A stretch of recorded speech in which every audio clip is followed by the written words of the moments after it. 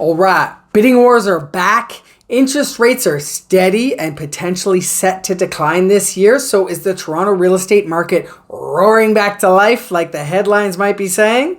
Stay tuned. Let's talk about it. Truly, it depends on who you are and where you stand as a buyer or a seller. And I am curious, where do you stand in your real estate journey? Drop it in the comments. I'd love to hear what you're seeing out there. My name is Morgan Little. I'm a realtor here in the Greater Toronto area.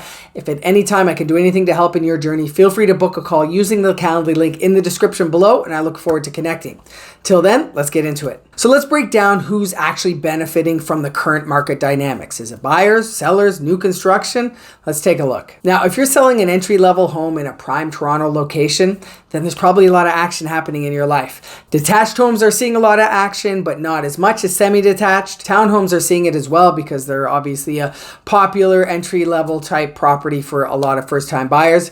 And condos, who were hit the hardest, are seeing more of a balanced market now than they've seen recently. Whereas new construction and assignments, not a lot going on there right now. But let's switch gears and talk about what it means for you as a buyer. The big question everyone's wondering is, has the market bottomed out? Have we seen the bottom? Are we going back up from here? Let's look at the numbers. Sales volume and new listings are up, but inventory levels are still relatively low, with no change in the average months of inventory of 2.4 from January to February 2024.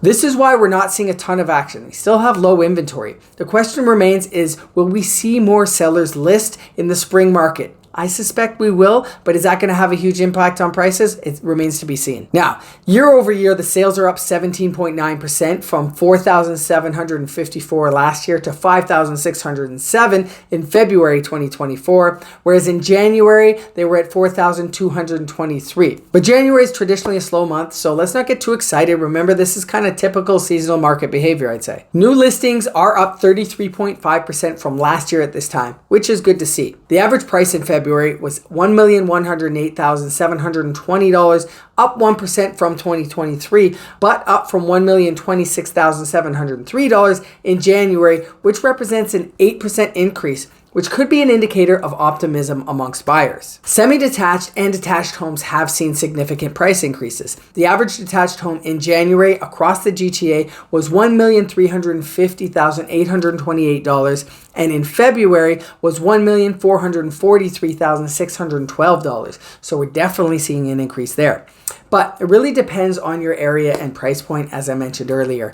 Semis went from $1,038,303 in January to $1,123,896 in February 2024. Condo towns went from $891,443 to $934,154 in February. And condos, which are showing signs of stabilization after being one of the hardest hit segments, went from just under $682,000 in January to $695,354 in February. Despite high vacancy rates, condos are starting to regain momentum, and this is a main entry point for many first home buyers, so that's probably good news. If you're looking to get into condo market, now might be a good time. Again, it really depends on a variety of factors, so if you'd like to discuss your personal journey, feel free to book a call. Use the Calendly link in the description below. I'm happy to have a chat.